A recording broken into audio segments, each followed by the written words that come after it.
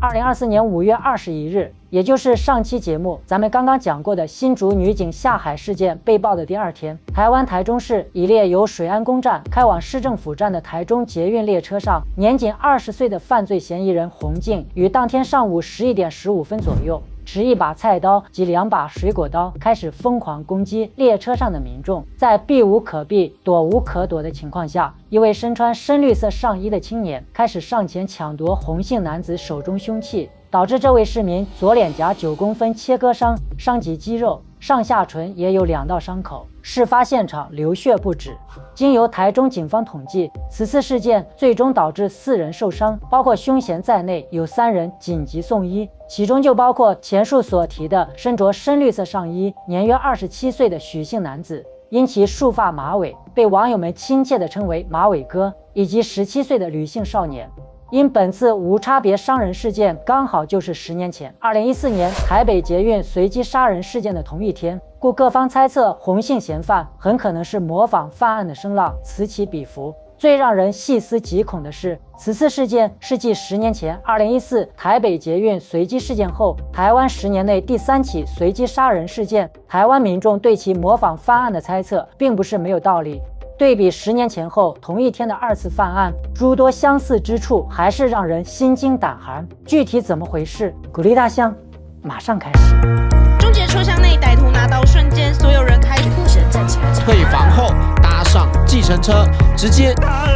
10年前的今天，北京。大家好，欢迎收看《万象奇谈》，我是大象。根据媒体公开报道的内容可知，此次521犯案的洪姓男子现年20岁。是正在医专就读的医科大专的学生。台中检警证实，洪男被捕及作案时心智正常，动机待查。虽然经由法院声押获准，但洪男在当天深夜押进看守所后，情绪起伏较大，并一度大声质疑管理员的检查程序。在提高声调的同时，伴随着剧烈的肢体动作。经由高雄市卫生局证实，洪男确有身心就诊记录，疑似曾有精神方面的疾患。台中看守所也进一步证实，已经针对洪男的个体情况，针对性的做好基础医疗预备。假若出现急症，会做好转送台中监狱附设培德医院或中国附医的准备工作，同时向台中地检署、法院申请报备。尽管如此，民众对于20岁洪姓嫌犯在2014年北捷随机杀人事件事发10年后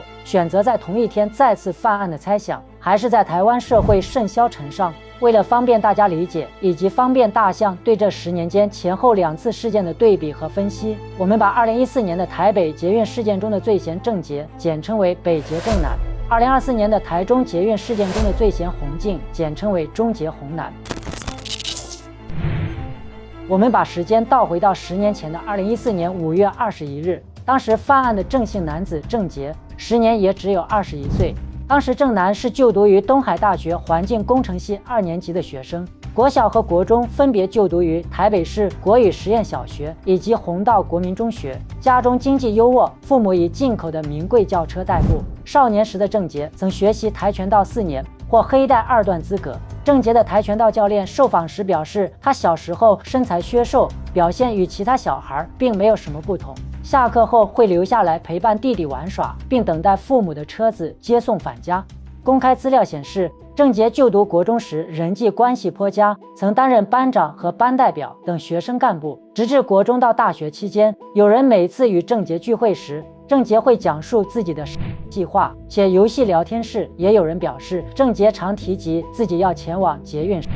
未料最后成真，媒体访问郑捷国中老师时，国中老师反映，郑捷的父母都忙于生意，鲜少与子女沟通，家庭教育肯定是出了问题，因而郑捷的思想在国中升高中期间发生明显质变。2008年9月，郑捷就读于新北市立板桥高级中学，期间开始在网站无名小站开设个人部落格，撰写网志。他也仅提供网志的密码给自己认可的同学登入阅览。曾经阅读过郑捷网志的高中同学在警局受访时表示，郑捷平时和同学互动搞笑，很受欢迎。他在网志里写过杀人小说、故事等至少有10几则，内容多半谈及上百人被带到如废弃的教室或车站等密闭空间杀害。郑捷还特别喜欢小说《大逃杀》，他还曾在毕业前在同学的毕业纪念册里写下过"我没有放火烧我家"的留言。根据多维新闻网10年深度调查的情况来看，高中毕业升入国防大学理工学院动力及系统工程学系的郑捷，于2013年6月因本学期超过1/2的学分未取得而遭学校退学，并于同年9月经由家人努力找关系为其办理转学，考进了台中东海大学环境工程系2年级就读。这里要请大家注意一下，这个时间节点已经来到了事发时间点的前一年。当时间来到2014年学期寒假时，郑捷再次报考外校转学考，想要转入自己较有兴趣的中国文学系，未能考取。郑捷的父亲曾向警方表示，郑捷在读高中的时候还是位个性活泼的孩子，直至被国防大学退学后性格转变。郑父的一位同事亦曾听闻，郑家老小无人从文，都是理工科出身，故当郑捷打算弃工转文的时候，遭到家长反对，无法反抗的情况下，才再次考取东海大学环工系。由于他对理工学科没兴趣，感到不快乐，自此沉迷网络或撰写奇幻小说，成为他在现实生活让自己获得存在感的方式。多方印证后，台北警方得论，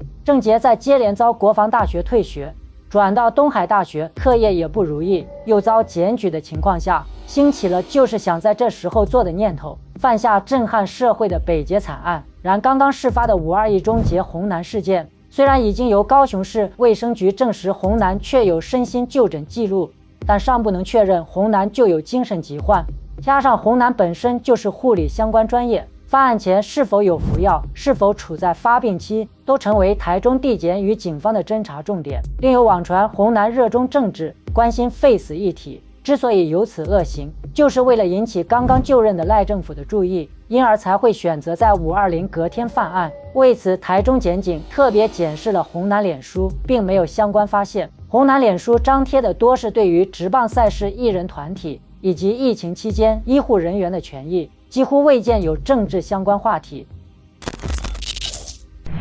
对比10年前后的2起无差别伤人事件，你会惊奇地发现，10年后的中捷红男事件更像是早有预谋的预谋性犯案。然10年前的北捷郑男事件，虽然也是提前做好了动手的准备工作，但随机任性的事发过程更为明显。我们先来顺一下前几日发生在台中的中捷红男事件。2024年5月19日18时13分，洪贤于台南高铁站搭乘高铁，18时53分于台中高铁站下车，随后入住台中市西屯区的汽车旅馆。5月21日10时39分从旅馆退房，并搭乘计程车前往水安宫站。洪贤作案用的3把刀是1星期前在高雄市鹿竹区的一间五金行购买。比对10年前2014年5月21日，我们可以发现北捷郑男行凶时的凶器是在东海大学附近的台糖量贩店当日现行购买的一把折叠瑞士刀，再由台中市朝马搭乘国光客运北上板桥，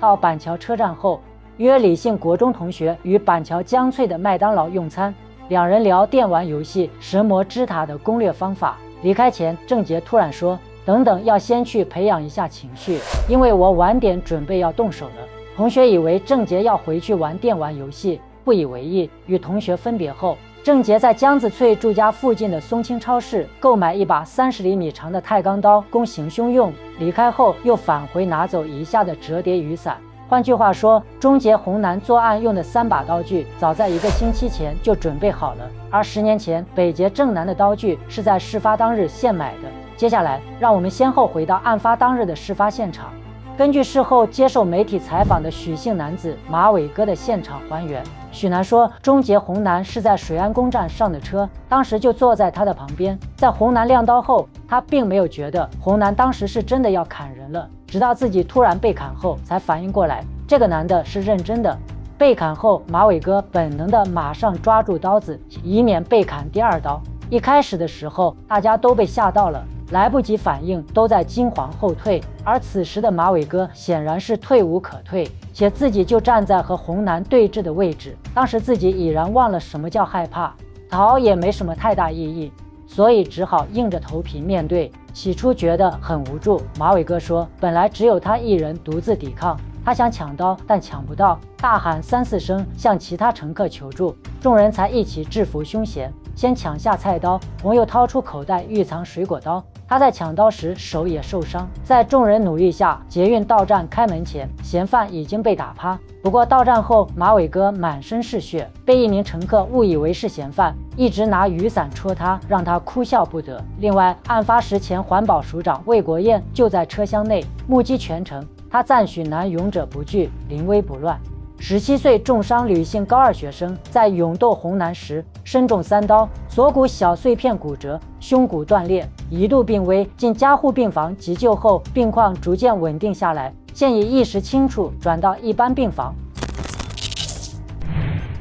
众所周知，10年前2014年5月21日发生的那起惨剧，最后造成28人死伤，其中4人死亡，24人受伤。事发当日的情景似乎比10年后的终结事件惨痛很多。事发当日下午3点34分，郑捷进入新北市板桥区的捷运江子翠站，以悠游卡进入捷运站内，搭乘列车北上勘察。根据当年警方披露的消息，当时郑捷是以手表计算后，决意选在人潮众多的台北捷运最长占据区间，也就是台北市万华区的龙山寺站至新北市板桥区的江子翠站间，2站之间的行车时间为3分46秒。他认为这是犯案最佳时间。他判断，在所有乘客都被封闭在车厢内，无法脱逃的这段时间够长，有助于他进行攻击。且高运量车厢连接处不止宽大，也不像台铁高铁有通道门阻挡，要到处逃窜，各车厢间相当容易。在列车到达至国父纪念馆站后，郑捷下车改到月台另一侧搭南下列车回到江子翠站。下午16时22分，列车驶离龙山寺站。郑捷拿出预藏的2把刀，对车厢的乘客进行攻击。从该车倒数第2节车厢开始，先刺杀正在补眠中的3名旅客，其余旅客多半低头使用智能手机，并未警觉。郑捷此时展开大屠杀，在第5至第2车厢用刀械对所见的每一个旅客或砍或刺，尤其针对腹部与胸部要害。若见被害者未倒地，即回头补刀，直到其倒地为止。但其中一名女性旅客被砍4刀，高呼你已经砍了4刀，请你不要杀我好吗？郑捷因此而停手。郑捷攻击行为极为猛烈，血溅车厢，旅客见状惊呼奔逃，车厢内哀鸿遍野。一直到该列车第2节车厢后，郑捷因遇到众多旅客集合，以雨伞抵抗才停止。当日16时26分左右，列车到达江子翠站后，车厢的所有车门开启，郑捷方才尾随四处奔逃的其他旅客一起下车，并手持犯案所用的刀械，从容伺机攻击月台上的其他旅客，但都遭到抵抗而没有得手。往该站2楼出口脱逃，却被一位62岁长者陈峰拦住。陈奋勇将郑摔倒，数位见义勇为的旅客伺机将郑贤围住。众人以雨伞戳击背包及垃圾桶、报纸回收架丢掷，加上拳脚强力压制，郑捷被制服。16时30分，新北市政府警察局海山分局江翠派出所员警将郑捷以现行犯拘捕。2024年5月21日傍晚6点左右，终结洪男已被台中警察从医院带回警局询问。洪男面对记者提问为何要犯案时，表情漠然，一言不发。根据警方次日回复媒体的说法，当晚洪男拒绝夜间问询，警方需要等次日上午再次问询厘清。洪男的父母预计会在22日到达台中。截至5月28日大象截稿前，警方还没有放出进一步的消息。比对2014年北捷郑南事件，郑南的作案动机就显得如此恶劣。公开资料显示，警方初步侦讯时，郑捷自称从小就立志要做大事，期间情绪冷静，表情冷漠，坦言犯案时携带2把水果刀跟1把瑞士刀，没有相关的精神病就医记录，并表示小学时就有这种想法。被捕时，郑捷甚至质问警方会不会被判死刑。他向警方说：“我从小学时就想自杀，不过没有勇气，只好透过人被判死刑，才能结束我这痛苦的一生。”郑捷供称，因为父母对我的期望太高，觉得求学太累，活得很辛苦，从小学5年级就开始计划这起案。对于砍人的犯行一点也不后悔，还很舒坦，因为已经圆梦了，如果再来一次会更多人。他自白，我从小就立下个志愿，要轰轰烈烈杀一群人，然后被判死刑也没关系。这个志愿我国中跟高中都有跟朋友透露过，我也不管他们相不相信。其中有一个同学知道我的励志时，有关心我，劝我不要这样做。为了达成这个梦想，所以我才选择要念军校锻炼身体。为什么不念体育学校？是因为念军校能有零用金，又不花爸妈的钱，还能够拿钱报答父母的养育之恩，让爸妈高兴。为了完成这个理想，我从小到大都没交过女朋友，因为我自认是个没有未来的人。郑捷的胞弟第一时间也赶到江翠派出所了解郑捷所犯案情，激动痛哭。他表示很崇拜有才华有理想的哥哥，但不敢相信自己哥哥的犯行。由于终结洪男的事件刚刚案发，警方和检方正在全力侦查当中，但按照以往的台湾法院判罚案例，估计洪男不会被判罚过重。先不说洪男有过精神方面疾患病例，就说洪男这20岁的花样年纪，按照台湾法院尚可教化的先行惯例，最多也就判个几年，再感化教育一下，也就恢复自由之身了。但10年前的北捷郑男事件，当时的判罚结果还是引起不小的争议。2015年3月6日，台湾新北地方法院对其判处4个死刑。同年10月30日，台湾高等法院2审宣判，判决郑捷4个死刑，褫夺公权终身。2016年4月7日，台高法院创司法首例，首度提讯在押被告到庭亲自陈述。郑捷到庭后，除向被害人家属道歉，也说自己只想赶快枪决外，还评论矫正署可以改名成惩罚署。监所里工作都是低智商的劳力工作，监所不断制造仇恨对立，让受刑人未受教化便出狱，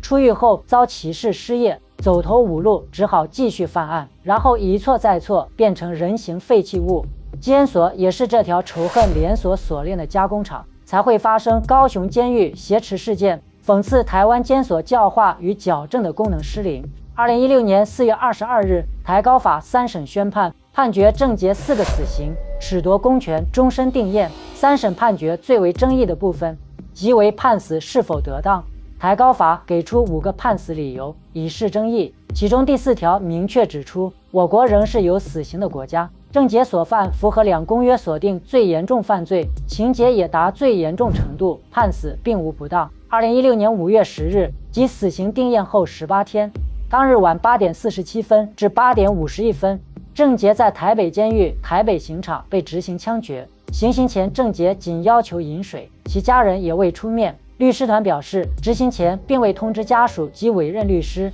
也来不及申请非常上诉及再审。当日晚9点11分，其被确认死亡。处刑后，其遗体由家属领走，未按往例送至板桥殡仪馆。郑捷在死刑宣判前表示，希望有人带漫画前往其关押的台北看守所探监，而郑的父母会不定期寄送零用钱给他，也嘱托亲戚协助送去咸酥鸡、芭蕉等郑捷喜爱的食物，以及漫画《航海王》，并购买掌上型电视，让郑捷可以看动画和新闻打发时间。当郑捷表示北所的水不好喝，其父母也会买瓶装水寄给他，尽力满足其需求。其他收容人与所方人员对此戏称郑捷仿佛身处夏令营。郑捷的狱友在其被枪决后向狱警诉说，看不出郑捷有后悔或痛苦，也因为感受到郑捷的冷血，狱友吓得晚上不敢睡觉，因此便要求换设防。联合报将郑捷与2011年挪威屠杀事件凶手布列维克和波士顿马拉松爆炸案凶手查纳耶夫兄弟相比较，认为其中的共同点是个人策划，以随机杀人的方式来宣示自己以为的正义或英雄行为。反社会人格的一大特征是无罪恶感，不会有良心上的谴责，与郑捷犯案后的无悔意表现相切合。联合报社论更是明确指出，郑捷事件暴露了一部分年轻世代反社会、缺乏良知的危险心灵。随着2024终结洪男伤人事件在其案发10年后再次重演，终结洪男是不是在模仿犯案，我们尚不得知。但20岁花样年纪是什么让他们走上如此惨绝人寰的无差别伤人之路？事到如今，全社会的专家们或许真的需要好好的研究一下了。如若不然，下一个10年又当如何？以上，感谢收看今天的节目，记得订阅万象的频道。平安喜乐。